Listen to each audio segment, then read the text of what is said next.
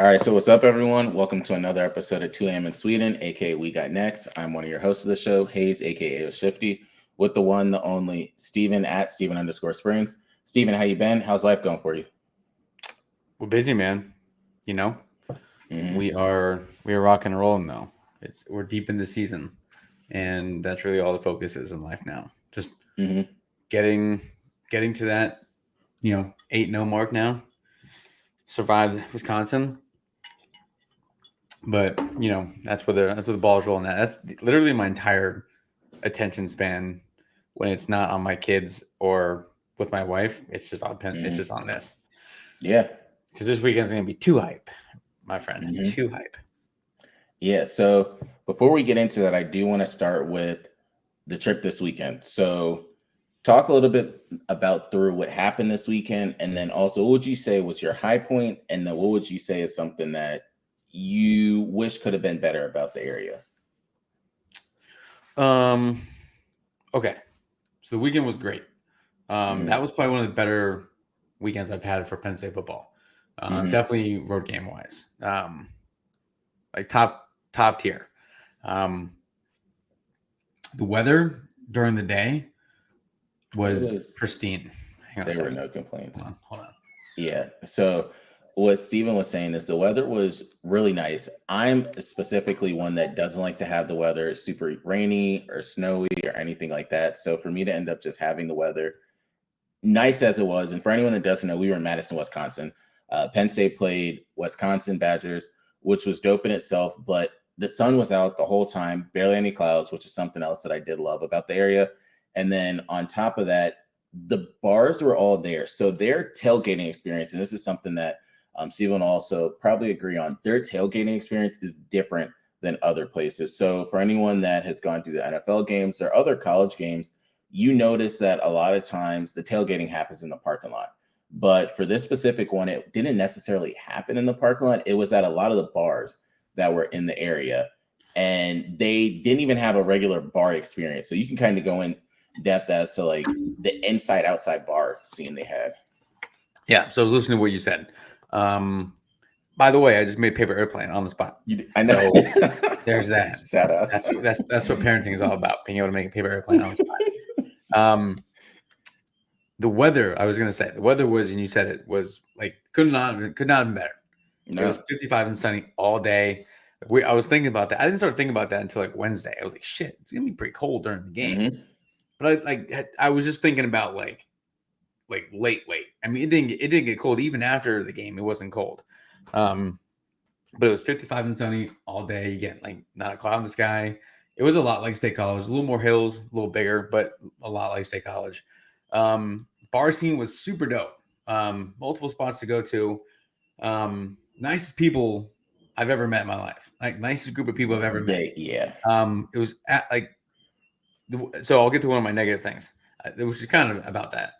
Um, but yeah, bar scene. Walked in. They were crowded, but like not really. Is that hmm you hear that?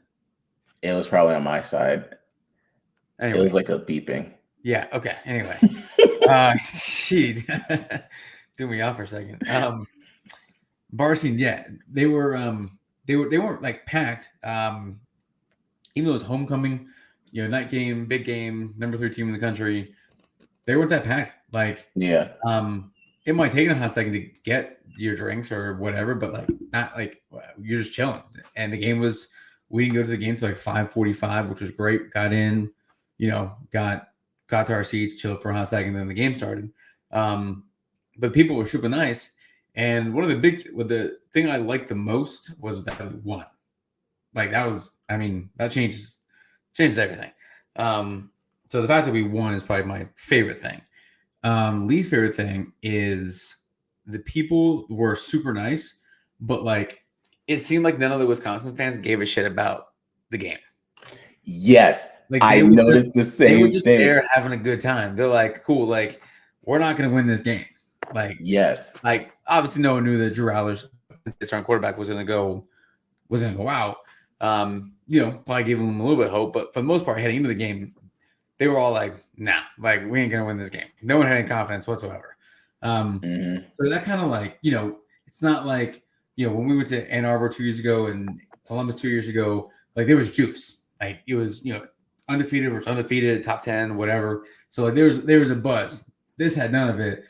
We were just having a great time in a college town. And like that game, knowing that we were going to win the game, like the last 2 years, the trips that me and BJ have made, it's a toss up. Like it's a toss up. This was not a toss up, even though again lost our starting quarterback, still won.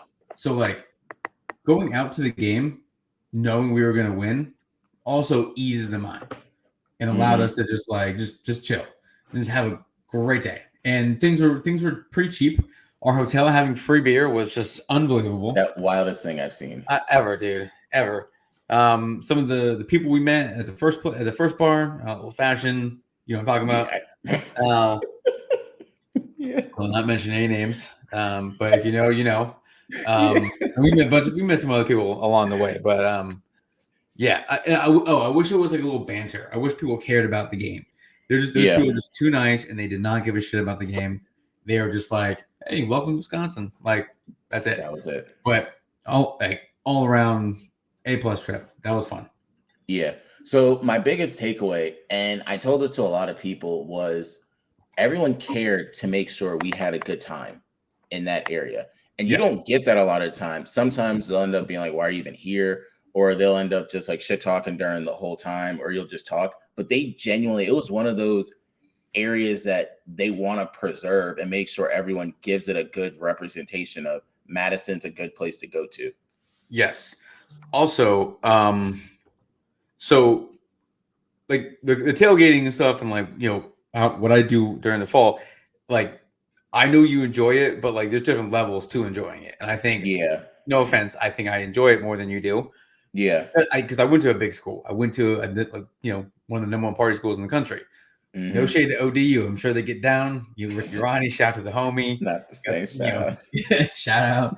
I'm sure they get down. Would love to go there for a weekend and ball out, but not the point. Your perspective as someone like, you root for Penn State because I root for Penn State, but like it's different. Yeah. Obviously. Like you're just there for a good time. Mm-hmm. Am I right? Yeah, like so, you're like you're just tagging along. Yeah, you want to see Penn State win and it makes the weekend better. You like college football. You enjoy watching it. I know you enjoy these types of things because you do the random games all the time. But like, as like a non-Penn State fan, like you're just having a great time and like a dope college town getting to watch college football. So I love that you brought that up because I get far too passionate when it comes to the NFL. So the same way everyone will walk around and be like, we are, and everyone knows how to say Penn State, I will be at every single game. I'll be the one saying like, go Birds and stuff like that. Everyone will just yell it going back and forth. So being at the college football one, you get to appreciate the different environments. So I get to take a step out of it. And I love going with Steven and the group different places because then I can just see how these fans genuinely are. And like maybe Steven or BJ or anyone might have a bias point of like, nah, fuck them because they genuinely have a love-hate relationship there. It's me like, no, they're genuinely telling the truth. Like those were not good fans or anything like that. The other part is I really appreciated being able to analyze the game with Brad. So us two being able to sit there and it would almost be like, so what's going to happen the next play? Whereas there's levels to fandom. And I would say Steven and his group are more educated because you have the ones that are like, oh, it's a flag. I'm like, there's no flag at all. Yeah. But then you can also analyze, all right, it's 2nd and 12. Are they going to do a draw or are they going to end up doing like a short slant or something to get more yards? And you get to do that. And that's what I enjoy doing at these different college towns. When you hear Wisconsin, like, they're going to run. It's like, no, they're not running every single time. Wisconsin runs every time. But the other team's not just running to run. So I would say I appreciate it and I get to enjoy it in a level that you can't ever enjoy the NFL, no matter what anyone tells you. Like Penn State losing isn't going to affect your mood. Like, no. You're not crushed like I am for days.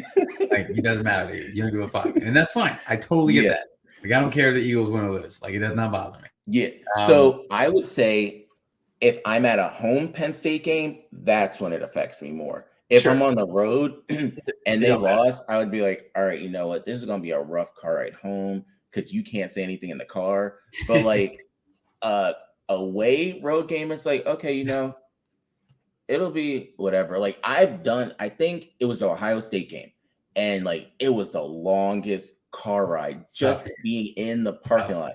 I've never heard a car so quiet. And that's when I learned my levels to it. Like nobody, not just Steven, I mean everyone in the car didn't say anything. The only thing that was said was analysis of why they lost. Silent. Like that was it. Silent. Whereas like Rutgers, it could be 5 degrees and they will be hype in a win, and I'll be the one cold and like not talking. So yeah. And also, so I appreciate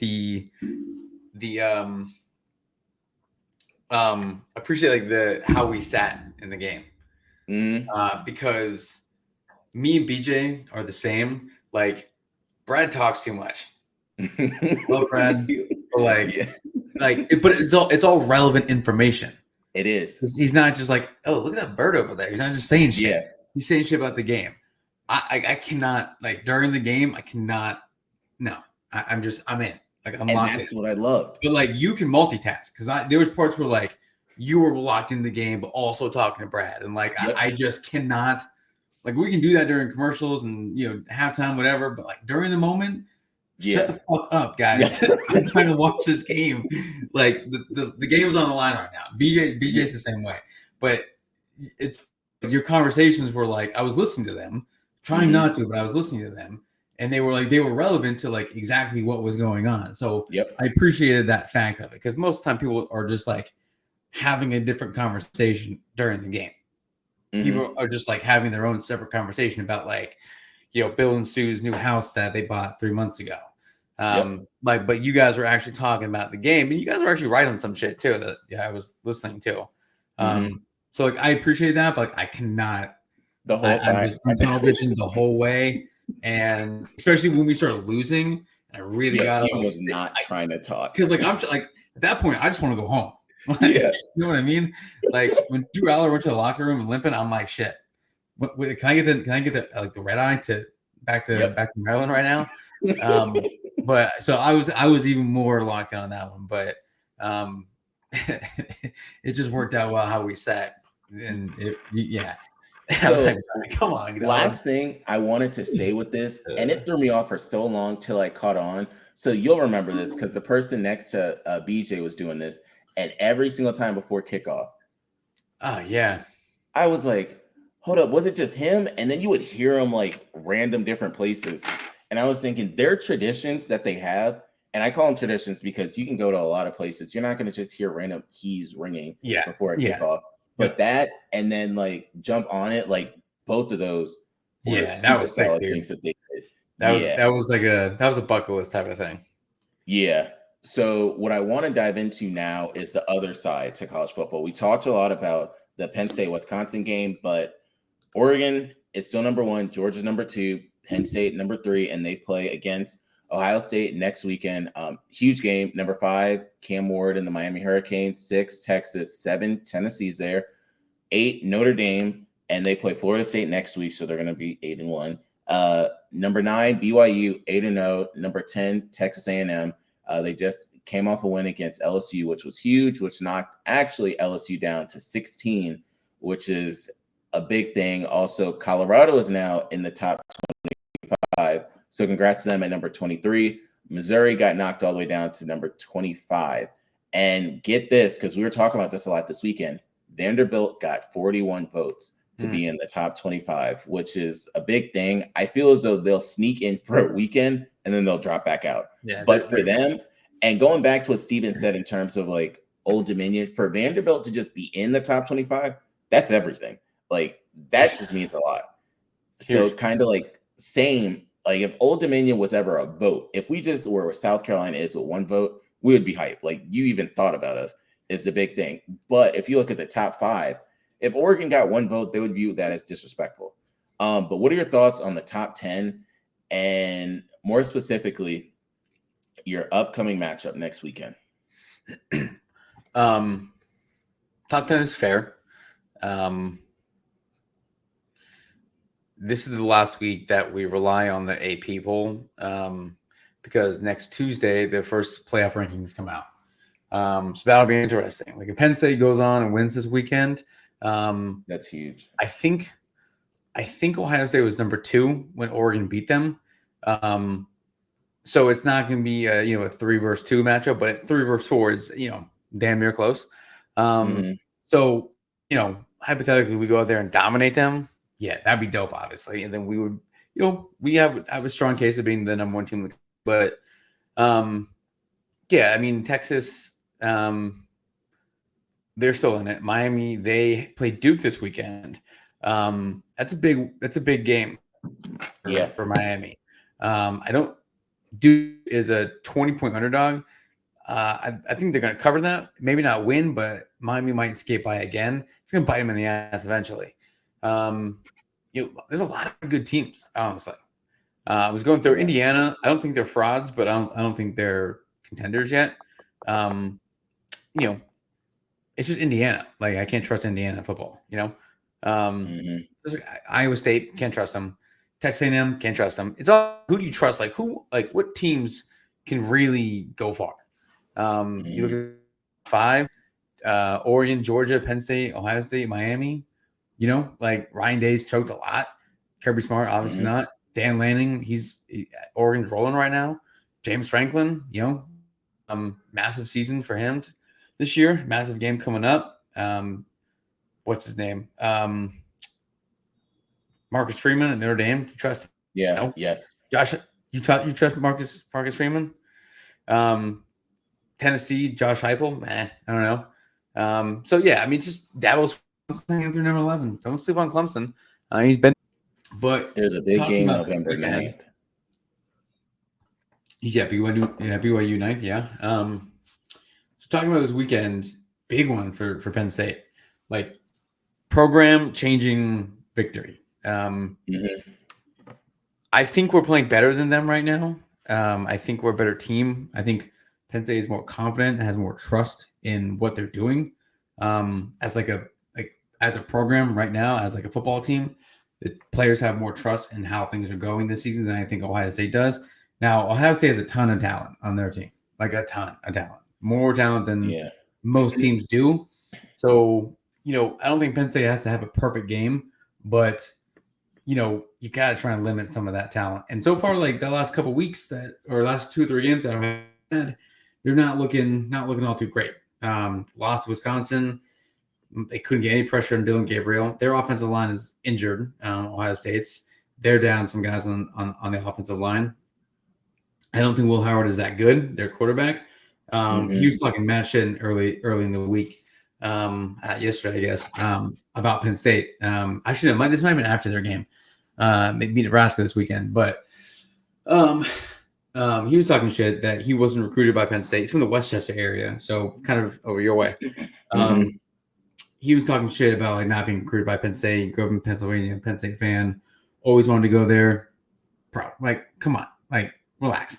You were a 3-star. Penn State wasn't recruiting you. Not a big deal. You knew who was recruiting you? Ohio State. So, I don't think he's that good. Penn State does have a quarterback situation going on. Juraller, sources tell me he is playing. But we're not going to know until noon on Saturday. And that's, what most coaches would do. They're obviously not going to tell you their starting quarterback is. But shout out to Bo Pabula, Penn State's backup. Shout out. Like, my man comes in and was good. Kills it, bro. Kills it. For what he had to do, when he had to do it, did it. And last year, that doesn't happen. We lose that game. No doubt. It's our offensive coordinator, Andy Kolnicki. It's a trust that, Penn State fans have in him to, get those big plays. I'm telling you, we just need like 3 or 4 plays against Ohio State. That's it. That's usually all it takes. Maybe not even that many. Maybe like 2. But you need those big plays to beat these teams. I think we win. I said on the Quick Slants Thursday, 8:30. I said 27-24, Penn State gets it done. It's gonna be a crazy weekend though, because College Game Day is there. Obviously, Fox Big Noon kickoff. Donald Trump's gonna be in town. So my boy Shotsky Mike was telling me that his buddy got a text from his buddy about this because the homie in Secret Service and he was with Obama and Trump. And he was talking about situations like this at games. He said games at 10:30, games at 12 going in like 10:30, 10:45. You have plenty of time. He said there's the scanning process is still going to be the same. There's not like extra metal detectors or whatever. So that's all going to be the same, but the people doing like the searches are going to be the Secret Service. So instead of like the local volunteers, who just like do this and like that's it. Like so you can't pull any stunts going into this game. Yeah. So that's going to take a hot second. So that really bothers and me. they're going one by one. Yeah, that bothers me because if it's a 3:30 game, I trust the process. I know that stadium is going to be almost close to capacity when kickoff is. Noon games, bro, you've been there, done that. That shit's impossible. Mm-hmm. That shit is impossible to have your stadium full. I've been to like dozens, hundreds of noon games, home and at different stadiums. Like nothing changes. Like it doesn't matter. Like you can tell people you need to get in there early and shit like that. It is Ohio State, so I'm hoping that things go well and like people like that clicks in their brain that they want to see this game and get in there. But it's probably gonna be less than stellar when we get in there. But like this is what you like. Living down here in Maryland now and being surrounded by a ton of non-Penn State fans, obviously Virginia Tech, Maryland, UVA. Mm-hmm. Having my team be the third best team in the country and like have a game like this that like everyone's looking forward to. That's dope, right? Like that's fun. Yeah. So I'm super excited to go up. It's gonna be crazy. Like it's gonna be. If we win, people aren't gonna hear from me for a long time. I'm gonna be on a massive bender until next weekend at least. So I might not be around Tuesday night, but I'm get after it. So let's go. And since the game is at noon and early entry is going to be available, my Uncle Jeff, who we're talking about this weekend, guess what time he's starting on Saturday morning? Let's take a guess. At least 6 or 7. 7 a.m. Yep, I thought so. Yeah, and he's gonna be getting out there by like 7:15. Yeah, that's how it is. And some of them just park there overnight, and like the RV lots, it's gonna be insane. At that game. So that was one thing I wanted to bring up because that's going to be something to look forward to. I want to swing this over into the NFL, and I want to start with somebody that was just in the college football 2 years ago, and that's Coach. I need to take a breather. Anthony Richardson. Man, what are your thoughts, one, on him needing a breather, and then two, him getting benched for Joe Flacco? That's the first time I've ever seen that. From someone that young? Yeah, you see guys need breathers, but usually when they're hurt, like hey, like my shoulder, or you take a hit on the sideline. Running backs do it all the time, like they'll ask for a breather. But like I've never seen a quarterback do it like mid game.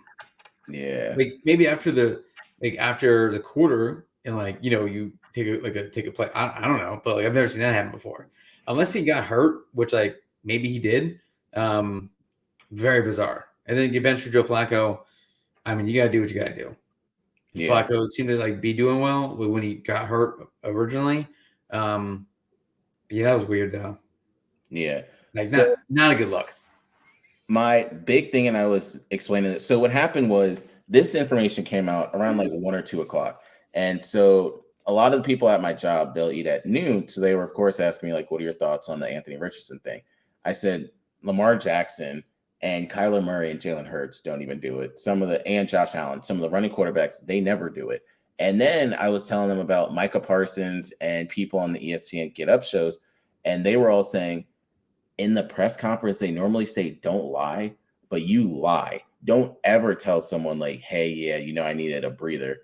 Because they're like, we're paying you millions of dollars and you want to go say you need a breather. So they were like, you're going to have a breather on the bench for now the rest of the season or so. And they were comparing him to the likes of Jamarcus Russell and stuff. If you're ever in that same conversation, that's wild. And the other big thing is when he got drafted, it wasn't like most people were thinking that was going to be the pick. It was one of those of why are they choosing Anthony Richardson? And there was a track record of why is he going this early when he hasn't even started that many games? He didn't start that many games since high school, and they brought him in. And the worst part about these contracts, they're at least paying him for 3 to 4 years. After that, you can cut him. You can cut him next year if you want to. It'll just be dead cap money. But that's kind of the crazy part about everything that's going on with that situation. Now, my next thing is, do you want to talk about our Super Bowl picks before we do the game picks or after? We can go after. Okay. So the first game, for anyone that does not know, we do have the Texans and the good old Jets. Who do you have? Yikes. The Jets are favored in this game, by the way, -2. Stephon Diggs out for the season. Nico Collins not playing. I mean, what did you say? Stephon Diggs, torn ACL. Nico Collins not playing. Wait. Tickets are as low as $15. Did I not know that? About Diggs? He tore it last game. Huh. Yeah. Yikes. I'm still picking the Texans. They're just so dysfunctional right now. I mean, there's not a team in the league that needs a win more than the Jets do right now. Yeah. I'll pick the Jets just because I want to be wrong. Like I got look. I don't know how you feel about Aaron Rodgers. Nothing he does offends me. Nothing he does bothers me. Nothing he does, I'm just like, whoa, guy. Like people freak out about the shit he says. They do. I'll root for the Jets. Like BJ's a fan, so I'll have that in the back of my mind. But he's a great quarterback. Like him, and he's got great receivers. So I would love to see him do well. But it's just something's off. And I think obviously missing last season was brutal on the entire franchise. But I'm that kind of deflated everything. Everything. Oh, dude, just the way that happened. Yeah, there could be a 30 for 30 on that, on those 4 plays, or that time frame. I'm still picking the Jets. So having said all that, I'm picking the Jets. You're picking the Jets or the Texans? Jets. I'm gonna pick the Jets. I'm gonna pick the Jets. So my big thing with this game, number one, if the Texans can find a way to win it, they'll be solid. The number one receiver for probably the next 2 to 3 weeks is going to be Tank Dell. John Mechie is going to be able to step up as well. But, I mean, you have Dalton Schultz that's there that they can end up using him. And then Joe Mixon's having a solid year. I'm going to go with the Jets maybe in another week. But this week, I'm going to go with the Texans. The Texans are just the Texans. It's a toss-up game. I don't even know what will end up happening, but that's who I got. The next one's the Cowboys-Falcons. Cowboys are another team that needs a victory, but they don't get it this weekend. I'm going to go Falcons. So I'll quote the famous Kirk Cousins, no cap, I'm actually going to go with the Cowboys. The Falcons have been looking solid. The Cowboys, like you said, they need a win. And I hope they get it this week, because if not, that division is only the Commanders and the Eagles for the taking. Next one, we have the Dolphins and the Bills. Tua is back. Tua did slide during the game. People were cheering for him sliding. And Keon Coleman looks to be a new person because they got Amari Cooper out there too. Bills are going to start rolling, I think. And they start again this weekend. Yeah, so I have the Bills. I'm in that one. Next one, Raiders-Bengals. I'll go Bengals. Did you hear Joe Burrow when he said that they have 9 games left and all they got to do is go 7? Yeah, it's doable. Yeah, dude. 7-2. That's it. But if there's a quarterback that I can partially believe because they get these slow starts. Sure. And he's got the number 1 receiver in the league, so that helps. He does. Their defense is booty cheek sometimes. It's really not good. Chargers against the famous Eminem, a.k.a. Jameis Winston. Because you can't spell wins without Winston. I'm gonna go with the Cleveland. I picked them last weekend too. Okay. We talked about this. We talked about this. Like the Ravens were gonna have that game, and I said, watch them fuck around and lose to the Browns this weekend. And sure as shit, they lost to the Browns. You see, they brought in another receiver that drops. They brought in Deontay Johnson. They did. I knew you were gonna have something to say about that. My man dropped everything in Pittsburgh. I saw them. I saw all the drops with my own 2 eyes every weekend. The man dropped everything, and he wasn't doing shit in Carolina either. No. So I mean, sure, cool, dude. I'm sure when his number's called upon, he'll drop it. Facts. I can only guarantee that. And then they're gonna fall apart in the playoffs, and I'll be talking the same shit again. So I have thoughts on the Ravens. I'm going to save it for the Ravens game. I'm going with the Browns in that one. Jameis makes that offense look so much better. And the sad part is, it was more so Deshaun Watson just made that offense look so much worse. And they don't. Cedric Tillman was their number one receiver. David Njoku, Jerry Jeudy, they all didn't have spectacular games. They just had, the word of the weekend, adequate games. But next one, Jameis Winston was the number one pick in the draft. Exactly. The dude won a Heisman. He was a national title winning quarterback. He's no slouch, No. He's not a journeyman quarterback. Like dude's gonna fuck around and ball out, man. Yeah. We don't know if he's gonna ball out with his team or the opponent's team. Yeah. That's Pat's Titans. What a shitty game. Titans. So in this one, I have the Patriots, even though they beat the Jets. Yeah, that's a tough game. I'm going with the Patriots. The next one, which I have a lot of thoughts on, Commanders Giants. I think if Giants lose the game, Brian Dable's out. Okay. Because they didn't look great last night. The Steelers didn't look great in the first half, but in the second half. But yeah, the Giants are struggling, dude. So you have the Commanders? Yeah. Okay.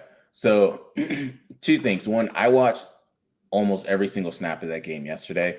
Daniel Jones is not good. Someone even online was like, no dipshit Sherlock Holmes. And I was like, listen, first off, I get that, but everyone does not fully realize how bad Daniel Jones is. And it's a mixture of Daniel Jones being bad because his awareness in the pocket is terrible. Not good. He knows how to throw the ball away to the other team so easily. It's almost like a gift that he can do that.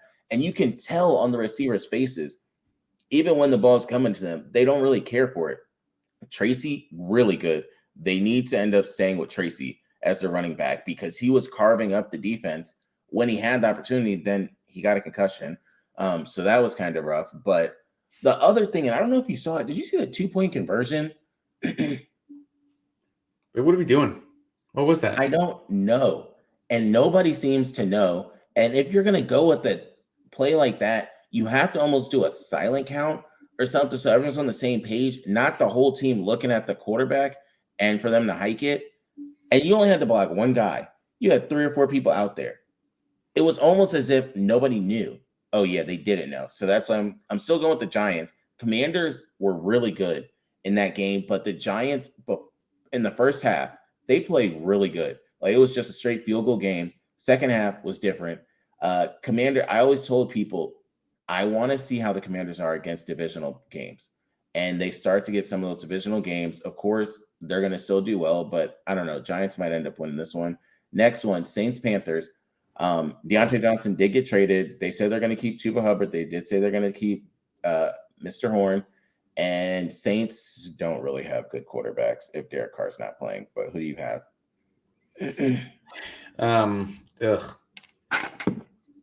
I'll go with the Saints, I guess.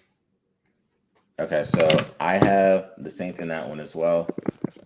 Next one, and I'll give my quick thoughts on it. So Ravens against the Broncos. Number one, Rashad Bateman. Okay, I get there was Son. I understand that fully. But if you are making over $2 million in anything, you better find a way to figure out how to catch a ball like that. That's what some of them were saying. Like Chad Johnson was saying that. People on the morning show, they were like, I mean, I get that it's a difficult catch, but where it hit him is the thing.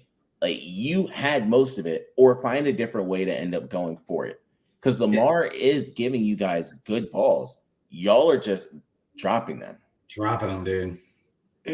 And it's everyone but Zay. Zay has his times, but I don't give him as much flack because he's only his second year in the league.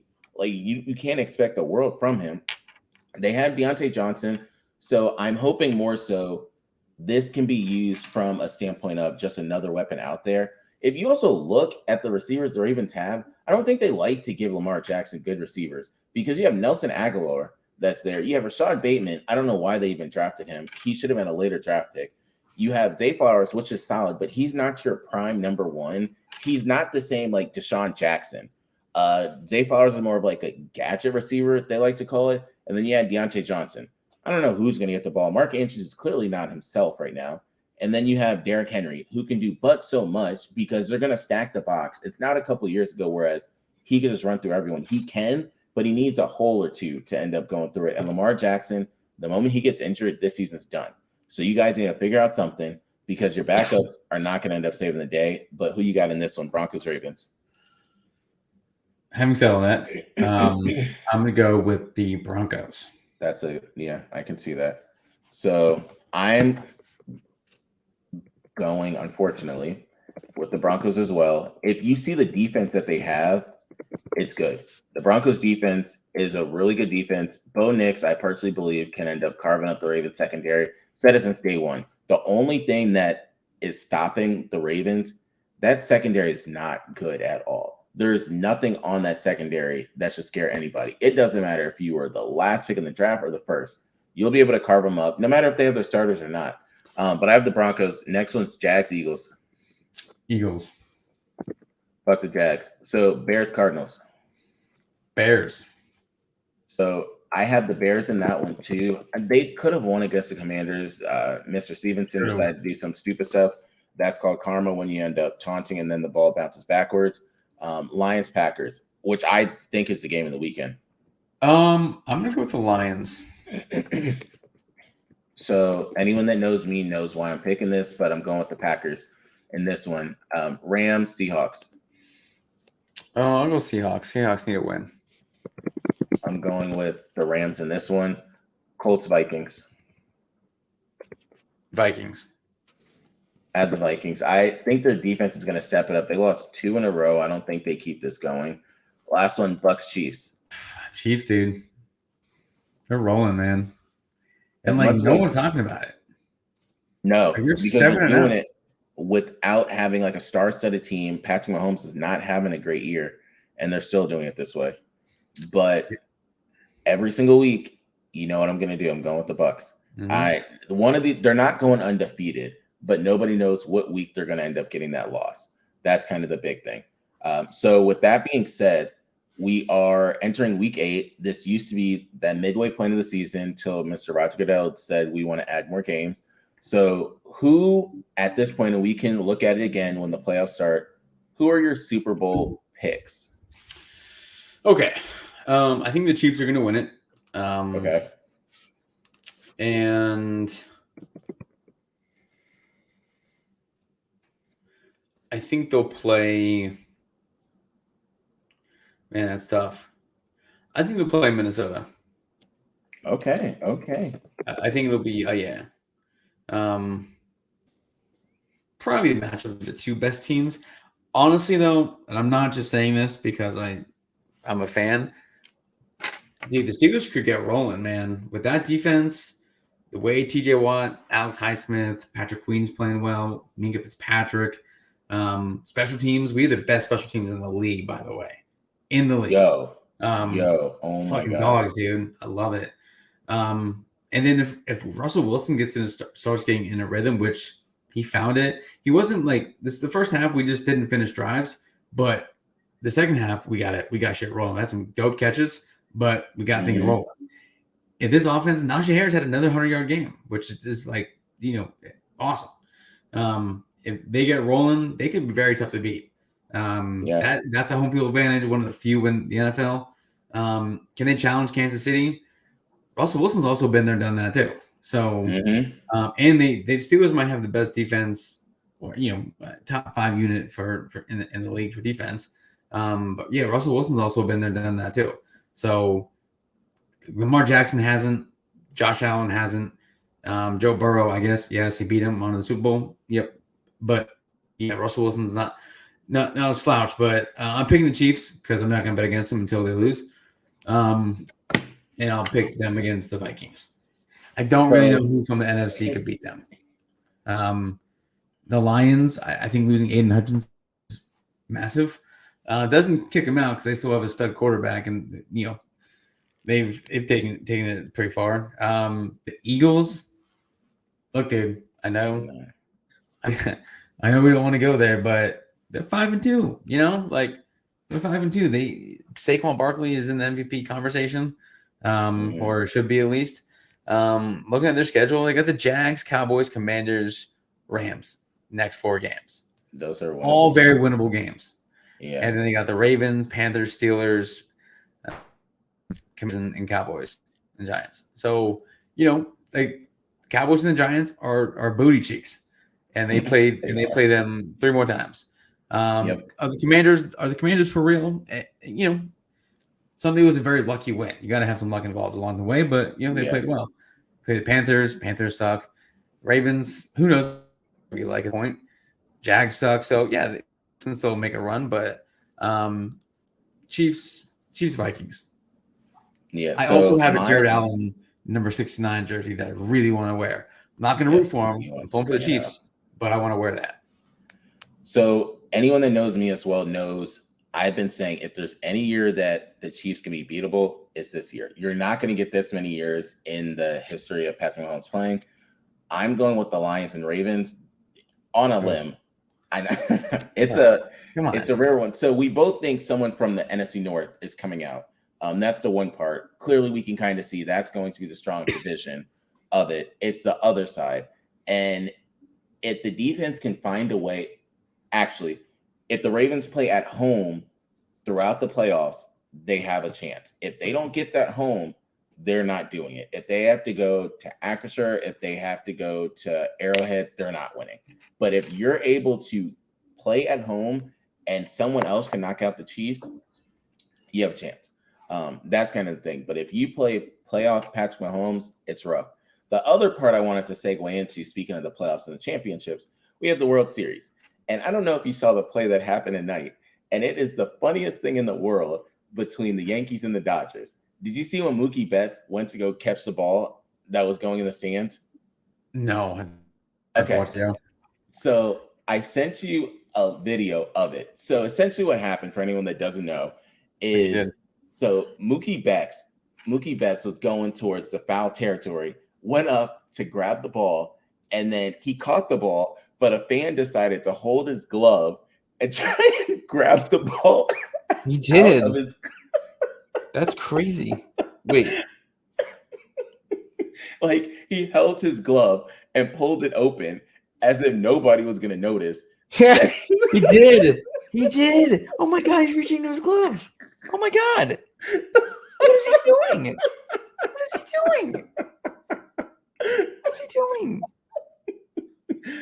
So, needless to say, the guy was out because he clearly like on his own, like he's like happening. Like this is really gonna happen. He's reaching in there, like it's just he's robbing him. That's crazy. Yes. So at first I thought it was a Yankees player that was trying to get the out. Then I realized it's the Yankees fans that are trying to like yank it out. So that was the only thing there. What you got for everyone?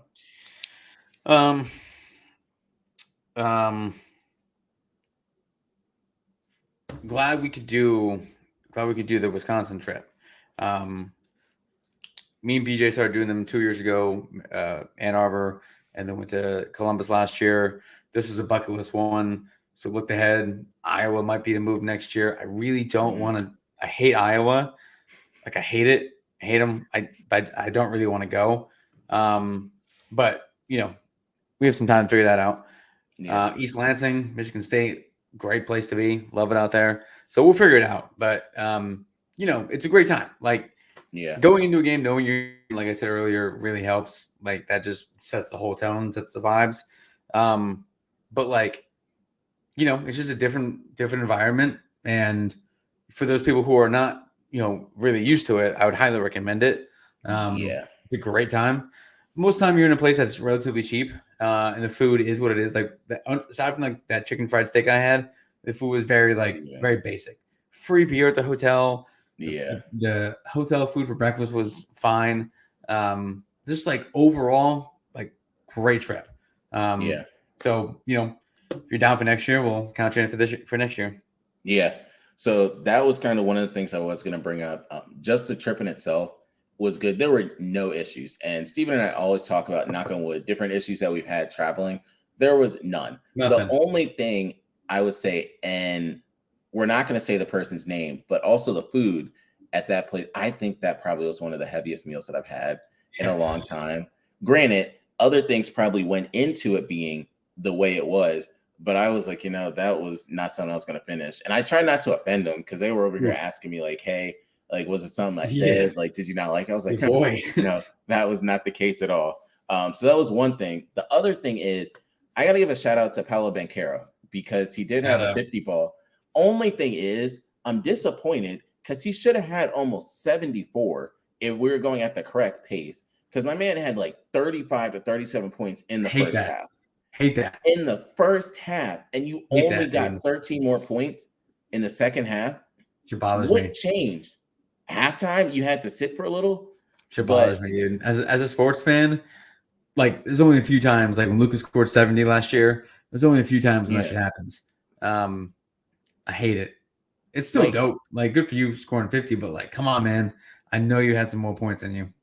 Yeah. So that's kind of the only thing. But until next week, we have a lot coming up. We'll be definitely hosting the show on a big time day and a lot of different reasons. So you all will see it. But we out. Deuces.